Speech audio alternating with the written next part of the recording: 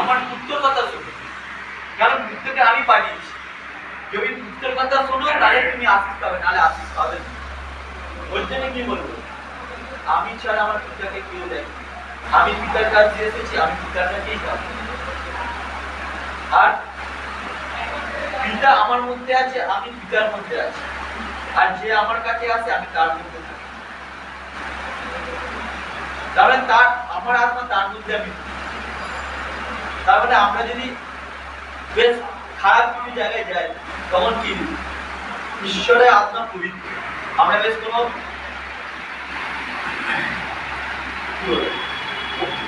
বাথরুমে বাথরুমে যাচ্ছি তখন মানুষের আত্মা থাকবে, কি বলে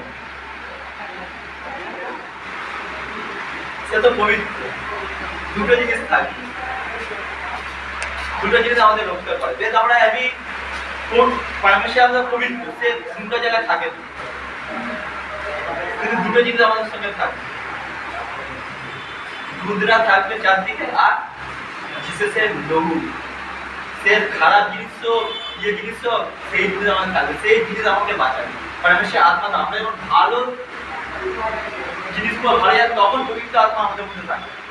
আর পবিত্র আত্মা যখন আমার নোংরা তুলে দিয়ে তখন থাকবে না, কারণ সে পবিত্র। তখন কি থাকবে, জিসাস আমাদের মধ্যে থাকে, তার রক্ত আমাদের মধ্যে থাকে। ওর জন্য বলি যখন তুমি বাপ্তিস্মা নিচ্ছ তখন সেই রক্ত আমাদের মধ্যে এন্ট্রি করছে।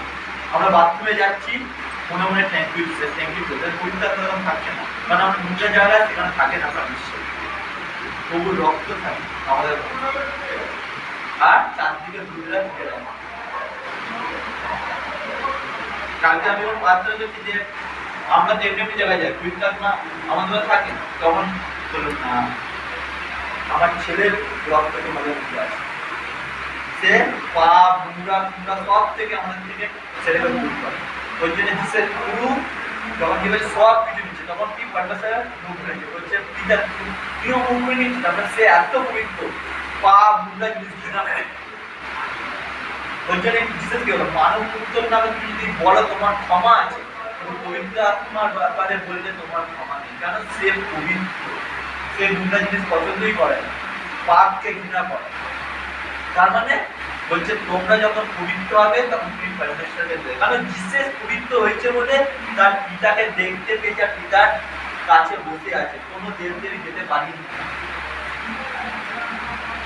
ওই জন্য কি বলছে, সেনা পবিত্র পবিত্র পবিত্র, কারণ বুধরা বলছে তাহলে সে পবিত্র। তোমরা যখন পবিত্র হবে তখন ঈশ্বর তোমাকে সেই জায়গা দেবে।